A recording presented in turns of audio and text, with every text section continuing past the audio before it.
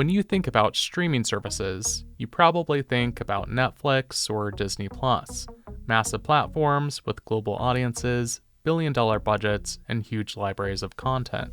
But right now, creators of all sizes are launching their own streaming platforms, not to compete with Netflix, but to serve very specific audiences in very intentional ways. In this video, I'll break down why creators are doing this, what it takes to run a streaming service behind the scenes, and what you need to know before you launch a streaming service of your very own. So let's start with some real-world examples. Over the past several years, we've seen some of the biggest creators on YouTube launch their own streaming services. The Try Guys created a platform called Second Try, and College Humor launched a comedy-focused streaming service called Dropout. In both cases, they didn't abandon YouTube. Instead, they continue to upload free content on social media while they funnel their most engaged viewers towards a separate platform built specifically for fans who want more. On those platforms, their viewers can watch exclusive shows, behind-the-scenes content, and get a more personal and curated experience than what they would get on a YouTube channel. Now, those are some high-profile examples, but there are a variety of people that are doing this. This includes fitness instructors selling workout programs, churches and nonprofits who stream weekly services and educational materials to their communities, independent filmmakers who use streaming platforms to release movies directly to audiences instead of navigating traditional distribution deals, and sports leagues, especially niche, regional, or international ones, who are increasingly streaming live matches without relying on cable networks or broadcast partners. In all of these cases, the goal isn't to build the next Netflix,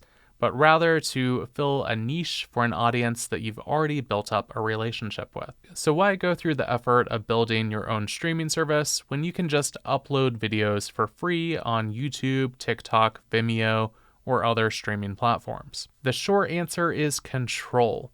And that control shows up in more ways than you might realize. When you rely on social media platforms, you're always operating inside someone else's ecosystem.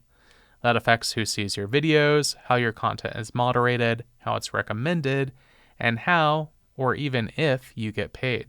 Recommendation algorithms tweak constantly.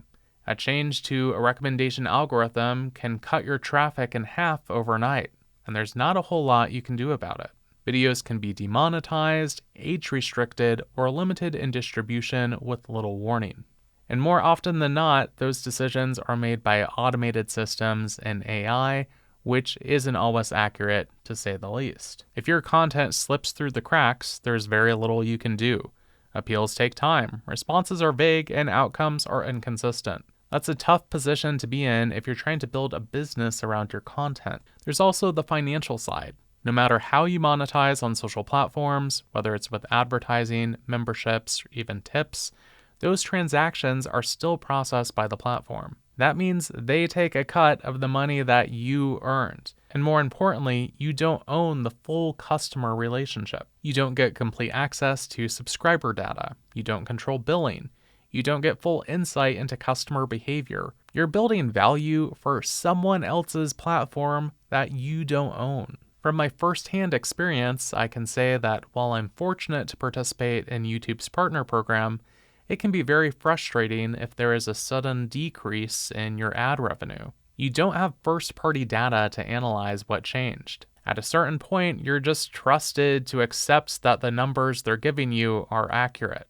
And then there's branding. Social platforms are not designed to showcase your brand. You don't control the layout, the interface, or the overall experience. Your videos could appear next to ads or other content that don't reflect the values you want to establish for your brand. But when you create your own platform, you control how the content is laid out. You decide what the experience looks like, how content is organized, and how viewers interact with your brand. That's powerful, but it also comes with responsibility. And if you're serious about wanting to build a business around your video content, you'll need to think about how you want to monetize that content. Streaming platforms rely on a few core business models, and running your own service gives you the flexibility to choose the one, or combination, that makes the most sense for your audience and your goals. Here are some of the most common business models for streaming services. There's AVOD, or advertising video on demand. With this, viewers can watch your content for free with advertising.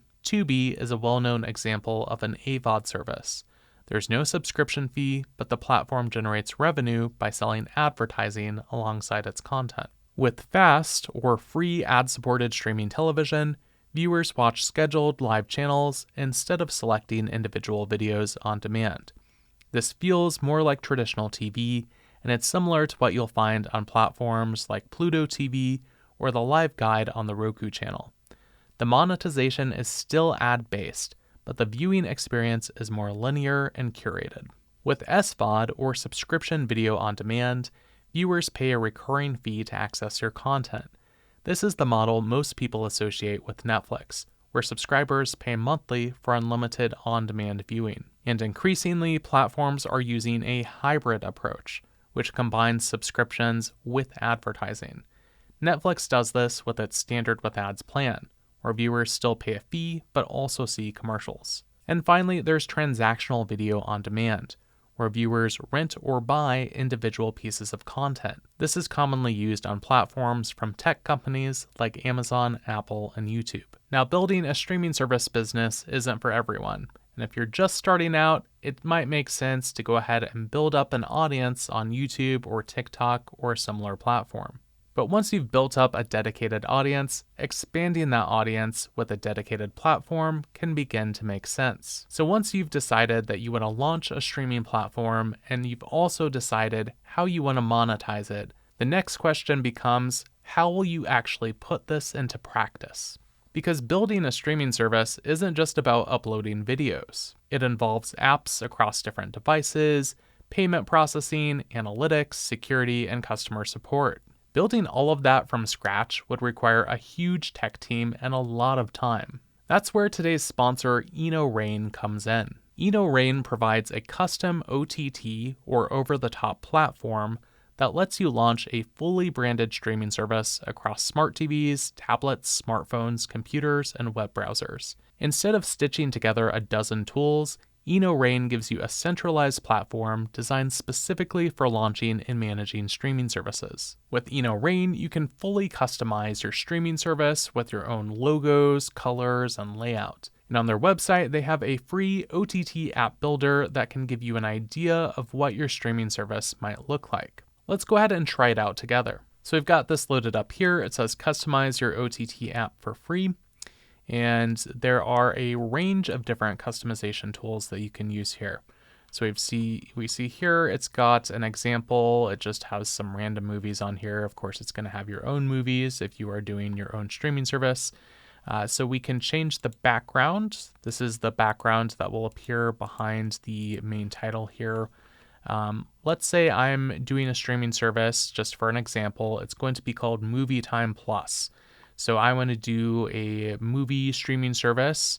I'll do my own background. So I've picked this image that shows a movie theater, just kind of going with a movie theme. And I want to go with a red color. So I'm just going to switch this over to red. I can change the color of the icons. We'll do a red color as well. Change the secondary color. We're also going to make this maybe like a slightly different shade of red here. And we'll do a logo. Now you can do your own logo that will be up in the corner, but I'll select a logo here that I made very quickly in Canva for Movie Time Plus. You can adjust the corners of the logo. You can adjust the button color. Let's also do this in red here, and we'll do the secondary button color. We'll also do a red shade as well. So now you see here, we have fully customized this intro screen here.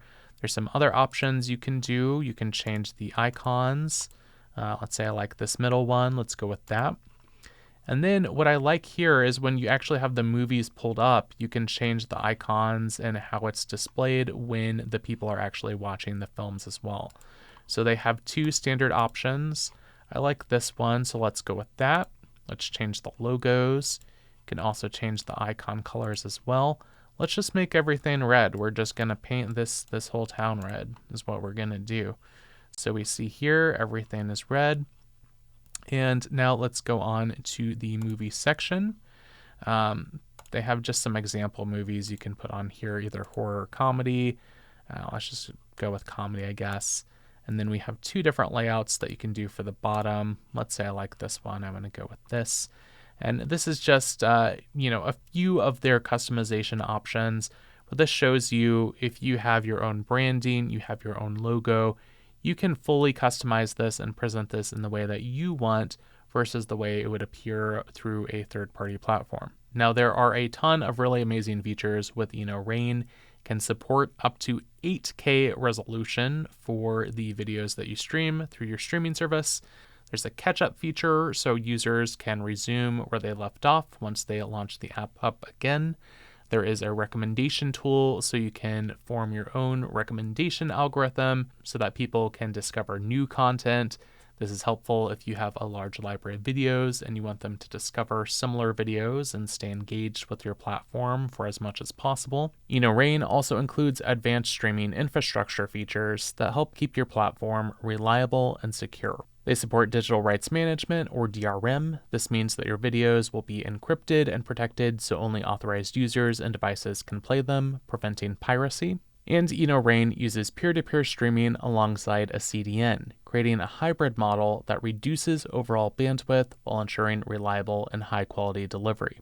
Now, on the business side, Rain supports more than 10 monetization methods, including the ones I discussed in this video, like SVOD, AVOD, TVOD, and FAST. That flexibility means that you can try out different things. You don't have to just go with one model, and you're not splitting it with a third party like you would be with YouTube. You can also offer free trials to reduce the friction between your new customers, giving them a chance to try out your platform before they commit. And Rain integrates with payment systems like PayPal and Apple Pay. I know payment structures and all of that can be a very complicated thing, so they do have a wide range of integrations with that. Make subscriptions and purchases simple for your viewers. Because you own the platform, you also get control over the data and the analytics. This isn't gate-kept behind some large tech company's infrastructure. You get that insight into what your audience watches, engages, and how they convert. And you don't have to do it alone. Rain has 24/7 customer support, so if there's ever a question that you have about their platform, you can always contact them and they can assist you. They've been operating since 2017 and have worked with over 300 organizations around the world. So if you want to learn more or set up a demo, you can go to inorain.com. That is inorain.com. It will also have a link in the description of this video. So let me know, if you launched a streaming service today, what would it be called?